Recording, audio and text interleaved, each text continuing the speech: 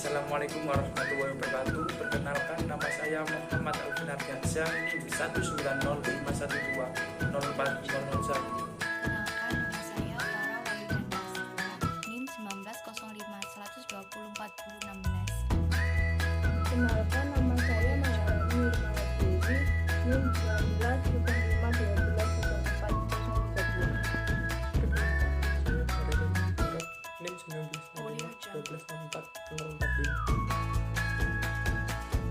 Di sini kita akan menjelaskan tentang konsep rekursif dan induksi dari kelompok 1.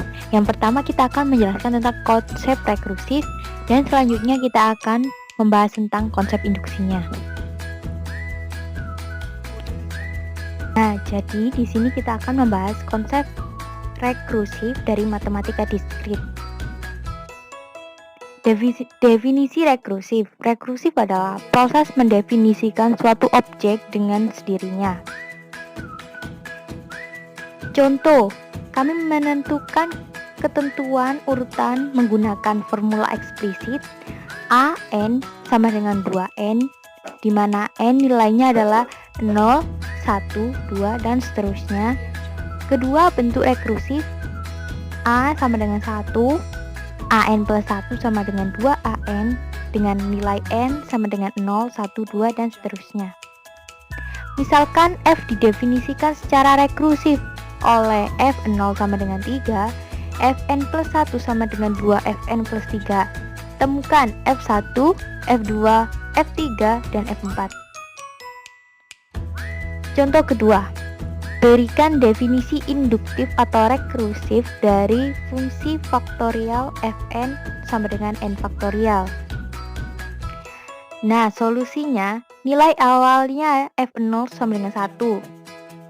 Bentuk rekursifnya fn plus 1 sama dengan n plus 1 faktorial sama dengan n faktorial dikali n plus 1.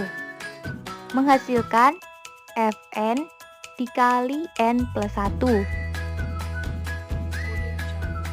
Contoh, angka-angka Fibonacci dari f0, f1, f2, dan seterusnya adalah didefinisikan oleh f0 sama dengan 0, f1 sama dengan 1, fn sama dengan fn min 1 plus fn min 2 untuk n nilainya adalah 2, 3, dan 4.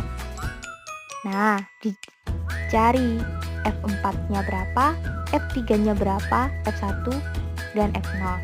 Di sini sudah diketahui bahwa F0-nya sama dengan 0 dan F1-nya sama dengan 1. Kita mencari F3 dan F4. Apa sih F4?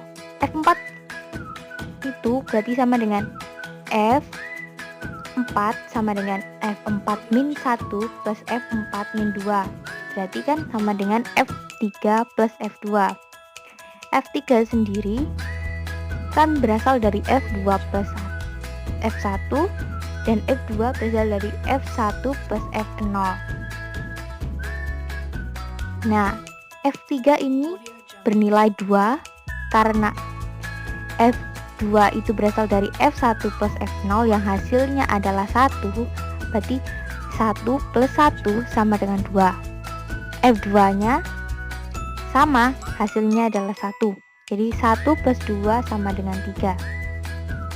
Berarti F0 sama dengan 0, F1 sama dengan 1, F2 sama dengan 1, F3 sama dengan 2, dan F4 sama dengan 3. Algoritma rekursif. Terkadang kita dapat mengurangi solusi untuk masalah dengan set input tertentu ke solusi dari masalah yang sama dengan nilai input yang lebih kecil.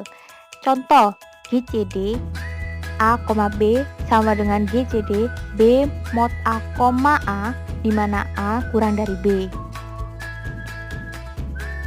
Algoritma disebut rekursif jika memecahkan masalah dengan menguranginya menjadi contoh masalah yang sama dengan input yang lebih kecil. Nah, contoh, berikan algoritma rekursif untuk komputasi A pangkat N, di mana A adalah bilangan real, tapi tidak termasuk 0 dan n adalah bilangan asli atau bilangan bulat yang bukan negatif. Solusinya, definisi rekursif dari A pangkat n, nilai awalnya A pangkat 0 sama dengan 1. Setiap angka yang dipangkatkan 0 sama dengan 1. Definisi rekursif, A pangkat n sama dengan A kali A pangkat n min 1. Contoh, n-nya 2. Berarti A pangkat 2 sama dengan A dikali A pangkat 2 min 1. Seperti itu. Nah, kesimpulannya dari algoritma ini adalah kekuatan prosedur A itu adalah bilangan real bukan 0 seperti yang di awal tadi, dan n bilangan bulat tidak negatif atau bisa dibilang adalah bilangan asli. Nah, jika n sama dengan 0, lalu kekuatan A, n sama dengan 1.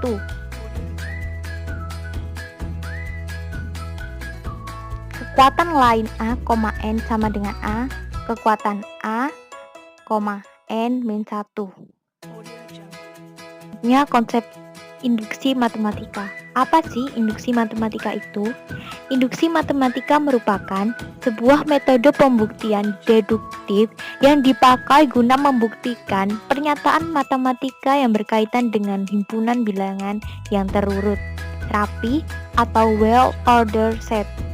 Bilangan tersebut, contohnya bilangan asli maupun himpunan bagian tak kosong dari bilangan asli. Dengan kata lain, induksi matematik merupakan salah satu metode pembuktian yang baku di dalam matematika yang menyatakan kebenaran dari suatu pernyataan tentang semua bilangan asli atau kadang-kadang semua bilangan bulat.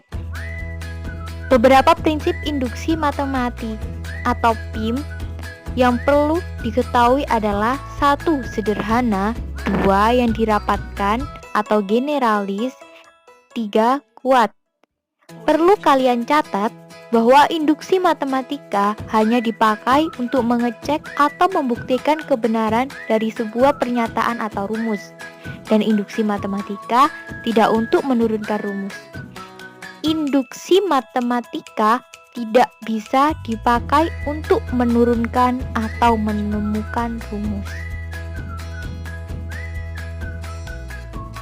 Ini adalah beberapa contoh dari pernyataan matematika yang bisa dibuktikan kebenarnya pada induksi matematika.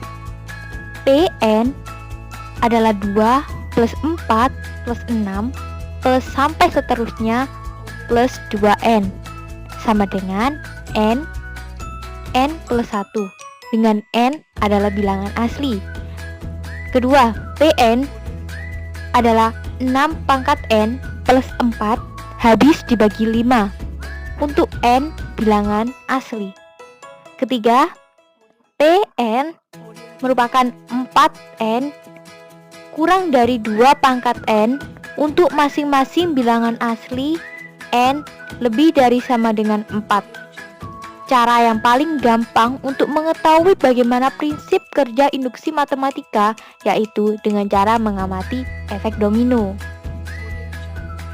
Agar induksi matematik dapat digunakan untuk pembuktian yang berkaitan dengan bilangan atau objek secara umum, tidak hanya berkaitan dengan bilangan bulat positif saja, maka dibuat bentuk induksi secara umum, namun memiliki syarat, yaitu himpunan bilangan atau objek tersebut harus mempunyai keterurutan dan elemen terkecil. Jadi itulah penjelasan kelompok 1 tentang konsep rekursif dan konsep induksi.